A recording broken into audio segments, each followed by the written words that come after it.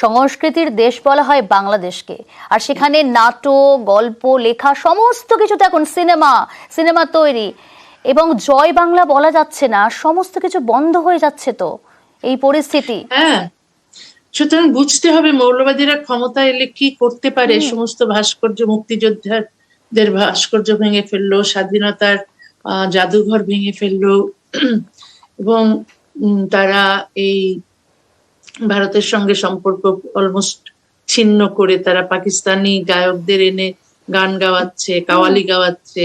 একেবারেই সেই আফগানিস্তান যেভাবে যাচ্ছিল ওইভাবেই যাচ্ছে। গান বাজনাও আবার অন্যদিকে বন্ধ করা হচ্ছে, কোনো কোনো বাজারে মেয়েরা আসতে পারবে না তাও বলা হচ্ছে।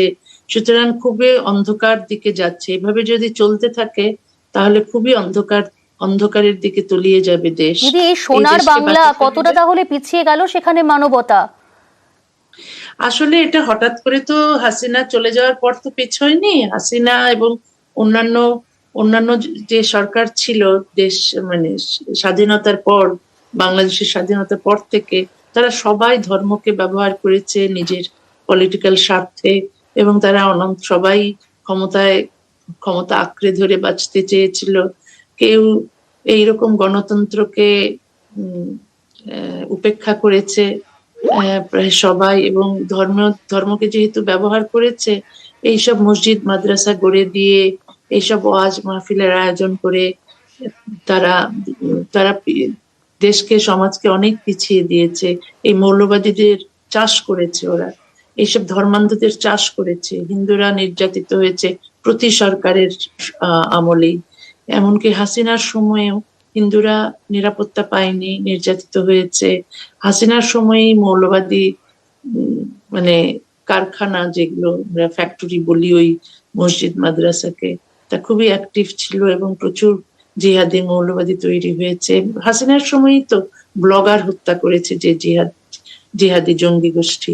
সেই জঙ্গি গোষ্ঠী যাদেরকে যাদেরকে যারা জেলে ছিল এই অপরাধের কারণে, তাদের সবাইকে জেল থেকে মুক্তি দিয়েছে ইউনূস। এখন সেই জঙ্গিরা এখন এখন বাইরে এখন বাইরে জেলের বাইরে।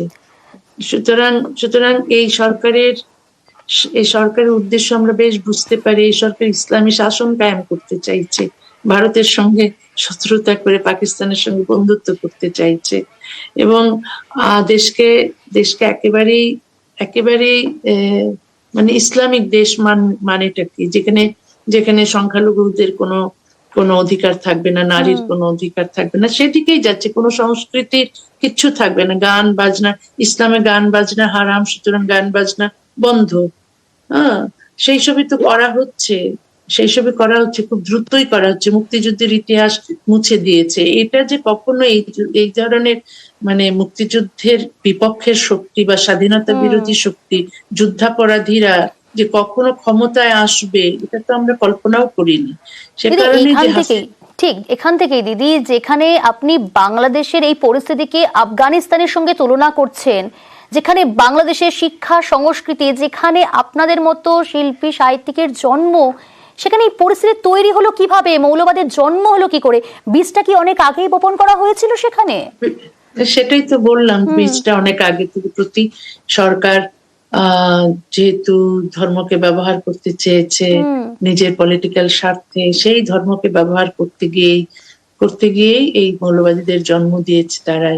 তারাই মসজিদ মাদ্রাসায় কি হচ্ছে দেখেনি, ওখানে যে জিহাদের ট্রেনিং দেওয়া হচ্ছে, ওখানে যে ভারত বিদ্বেষ ছড়ানো হচ্ছে, ওখানে যে ইসলামী শাসনের পক্ষে কথা বলা হচ্ছে এবং বাচ্চাদের, সেই শিশু কিশোরদের মগজ ধোলাই করা হচ্ছে, সেগুলো তো সব সরকারই জানতো, কিন্তু ব্যবস্থা নেয়নি।